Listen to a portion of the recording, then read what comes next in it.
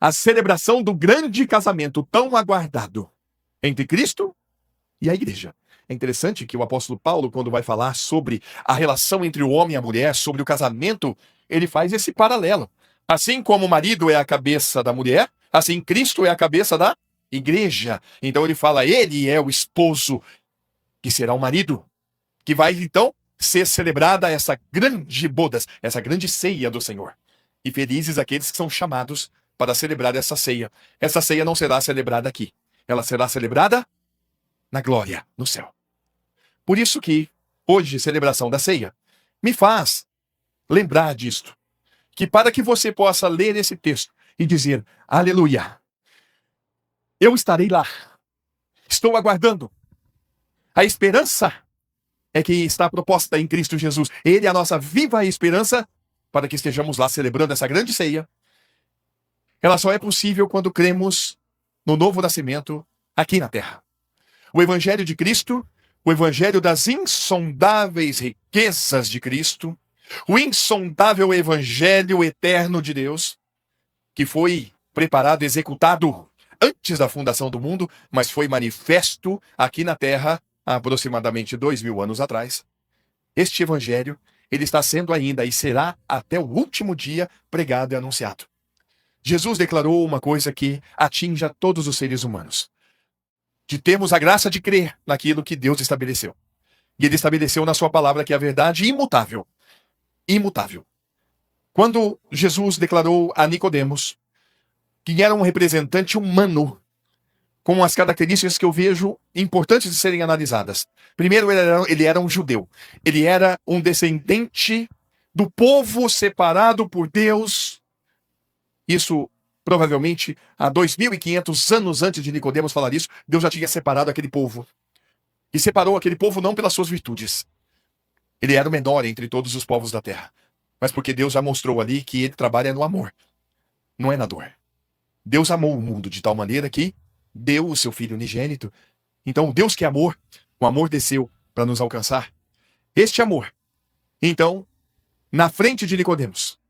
Nicodemos, ele era um exemplo de um homem religioso da religião judaica. Ele também tinha uma característica importante. Ele era uma pessoa muito benquista na sua comunidade. Ele era uma pessoa de exemplo. Ele era exemplar. Ele era um príncipe dos judeus. Mas com todo o seu conhecimento, com toda a sua religiosidade e com todos os méritos que ele tinha adquirido ao longo da vida, sendo uma pessoa boa, parêntese, né? Não há nenhum bom, nenhum sequer, mas os irmãos estão entendendo. Ele chega para Jesus e diz, Senhor, o que é isto? O que é novo nascimento? O que é nascer de novo? Ele não conhecia. E Jesus, então, em João capítulo 3, verso 3, ele declara algo que nós precisamos dar a máxima atenção. Jesus respondeu e disse-lhe, na verdade te digo, que aquele que não nascer de novo, não pode ver o reino de Deus. Quem não nascer de novo não pode ver. E no versículo 5 vai falar que não pode entrar no reino de Deus. E por quê? Entendemos na palavra de Deus que o motivo de nenhum ser humano entrar no reino de Deus, a não ser pelo novo nascimento, é que o homem, todo e qualquer ser humano, ele é gerado no ventre de uma mulher já no pecado. O pecado entrou na raça humana, amados, isso que trouxe a desgraça para toda a humanidade. O pecado, quando entra dentro da raça humana, ele traz a morte consigo. O homem passa a viver separado de Deus, desde o ventre da mãe. Portanto, pelo quê? Como por um homem entrou o pecado no mundo e pelo pecado a morte, assim também a morte passou a todos os homens. Porque todos pecaram. Isso é um problema de origem. Mas Deus, vendo este problema previsto, ele já sabia de tudo. Ele enviou Jesus a este mundo para resolver este problema. Em 1 João capítulo 3, verso 8, é um texto um pouco forte. Aquele que comete pecado é do diabo. Olha, isso quando eu ouvi, eu falei, meu Deus, eu não... Opa, mas que história é essa? Porque o diabo peca desde o princípio. E eu queria só mostrar isso aqui para vocês. Agora, veja. Para isto o Filho de Deus se manifestou. Para destruir ou desfazer as obras do diabo. Qual foi a obra do diabo? O diabo existe, gente. Segundo Jesus e segundo a palavra de Deus, o diabo existe. Ele é a antiga serpente que estava lá no jardim. Qual foi a obra que ele fez? Ele conseguiu injetar o pecado na raça humana. Mas Jesus veio. Ele veio. E João Batista, quando olha para Jesus, diz o quê? Eis o Cordeiro de Deus que tira o pecado do mundo. E é assim que ele fez. E é assim que esse Deus que opera milagres tem operado o milagre do novo nascimento em tantas pessoas. O novo nascimento é a única condição para que um ser humano entre no céu. Nós temos alguns conceitos. Eu vou dizer de mim. Eu trazia um conceito muito profundo em acreditar que todos são filhos de Deus. Eu trazia isso de uma forma muito segura dentro de mim. Até o dia que uma simples questão abriu o chão e quebrou todo o alicerce da minha crença. Aonde é que está o fundamento disso? Perguntaram para mim. Você diz que todo mundo é filho de Deus baseado em quê? Isto, pronto, acabou com todo o meu argumento. Baseado em quê? Eu falei, baseado... Bom, não, mas isso todo mundo sabe. Mas sabe de onde? Você aprendeu de quem? Aonde que isso está fundamentado? E aí, quando você vai nas Escrituras, a gente descobre, ou Deus revela, que para ser filho de Deus, é preciso nascer de Deus. Que, na verdade, todo mundo nesse mundo nasce, é duro, mas é preciso ter a coragem de dizer. Todos nascem presos, filhos do diabo, com essa natureza perversa, pecadora.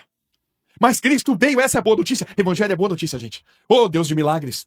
Porque ele enviou Jesus. E aí, quando a gente conhece a obra da cruz, obra da cruz, como isso é tremendo. Porque, primeiro, meus amados, o centro do amor, do poder de Deus está numa obra em que, quando foi executada, as pessoas olhavam e falavam, esse aí perdeu.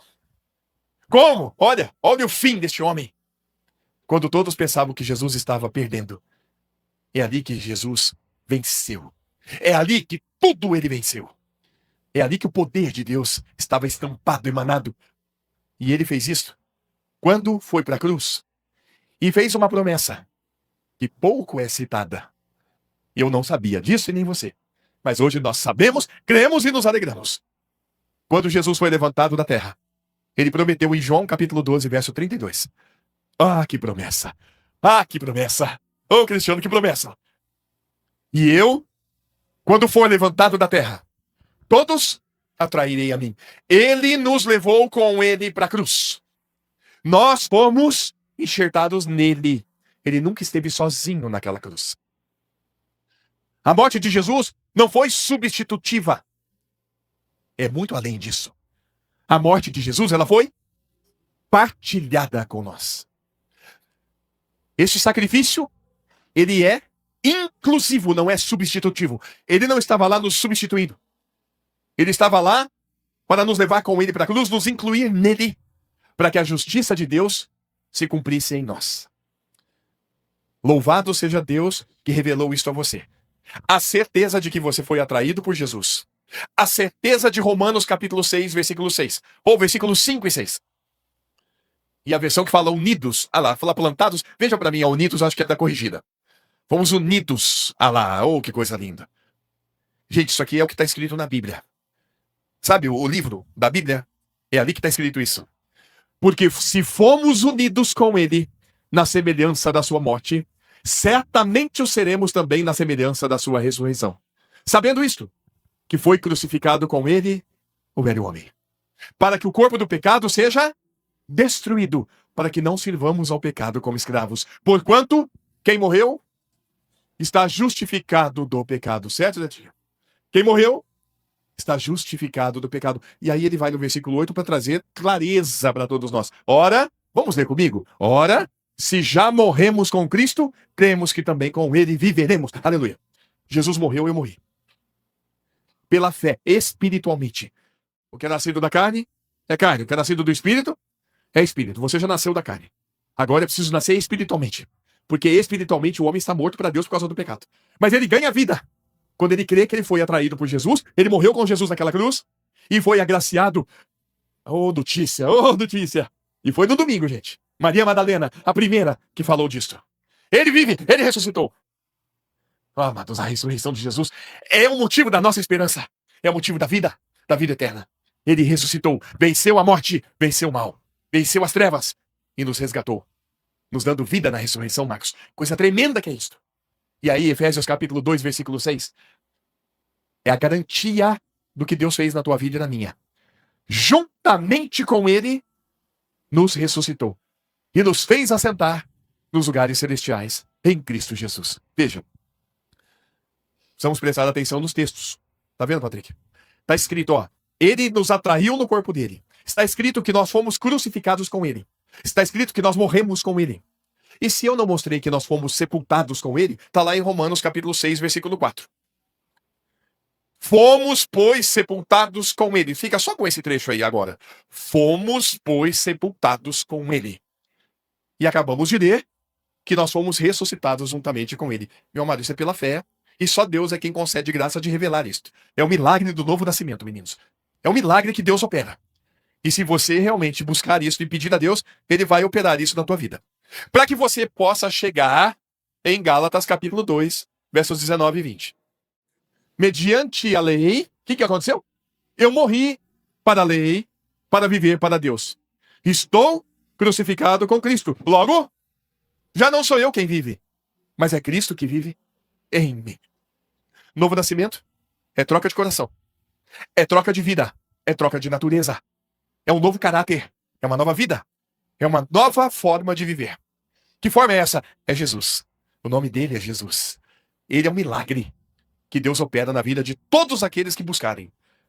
Todos aqueles que buscarem o Senhor encontrarão esta graça